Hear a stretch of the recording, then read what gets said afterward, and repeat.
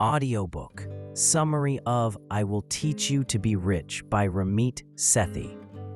Imagine sitting with a friend who's not just good with money, but knows how to explain it in a way that feels doable, practical, and actually exciting. That's exactly what this book feels like. Not a boring finance lecture, but a clear, fun, and smart guide to taking control of your money. Ramit Sethi's I Will Teach You to Be Rich is built around a 6-week actionable program. It's not about cutting lattes or living a miser's life. It's about setting up systems so money grows in the background while you live your best life. Money is supposed to make life better, not more stressful. But for most of us, money feels like a burden. Bills pile up, bank balances stay low, and dreams get pushed to someday. What if you could flip that story? What if your money started working for you while you lived your life guilt-free? That's what Ramit Sethi teaches in his bestseller, I Will Teach You to Be Rich. This is not another dry finance manual.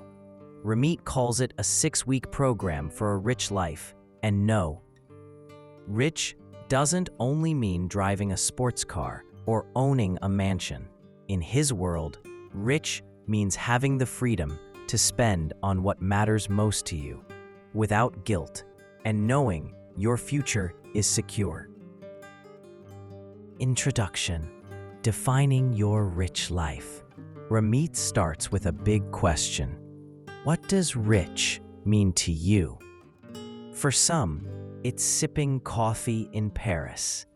For others, it's being debt-free with enough in the bank to sleep peacefully at night. It could be sending your kids to the best schools, starting your own business, or taking your parents on a dream vacation. Here's the thing: your definition doesn't need to match anyone else's. The finance industry often makes us feel guilty about spending on what we love. Skip the latte. Stop eating out. Ramit flips this idea. Keep the coffee if it makes you happy. Spend freely on your priorities, but set up a system that ensures you're also saving, investing, and paying bills automatically. Key quote: spend extravagantly on the things you love and cut costs mercilessly on the things you don't. 1. Optimize your credit cards. Think of your credit score like your money reputation. It determines whether you get the best loan rates, premium cards, or even if a landlord will rent to you. Ramit steps. 1. Choose the right cards. Pick based on rewards you actually use. Travel points if you travel, cashback if you don't. 2. Pay on time every time. Even a single late payment can hurt your score for years. 3. Negotiate with banks. Call your credit card company and politely ask them to waive annual fees or give better terms. 4. Keep old accounts open. The longer your credit history, the better your score. Example: imagine you save just 1% in interest on a home loan because your score is higher. That could mean saving thousands of dollars over time. Week 2. Beat the banks. Banks love making money off you through hidden fees. Ramit wants you to flip the game. Open a high-interest savings account online. Your money should grow while it sits. Use a no-fee checking account for daily expenses. Avoid overdraft and monthly maintenance fees. These are basically penalties for not being profitable enough to the bank. Example: if you save 500 rupees in unnecessary bank fees each month, that's 6,000 rupees a year. Money that could go into investments or a vacation fund. Key point: Every rupee you keep is a rupee that can work for you. Week 3. Get ready to invest. Here's the truth. Most people delay investing because they think they need a lot of money or a finance degree. But waiting costs you far more than starting small. Ramit explains, start with retirement accounts like 401k or Roth IRA. In India, think PPF, EPF, NPS. Use low-cost index funds. They're safer, long-term, and beat most hot stock picks. Understand the power of compounding. Invest rupees, 5,000 rupees a month at 10% annual return for 30 years, and you'll have over 1 crore just from consistency. ... Key quote: investing is the single most effective way to get rich, and you don't need to be an expert to do it. Week 4. The conscious spending plan. Forget strict budgets that make you feel punished. Ramit's plan divides your income into 4 buckets.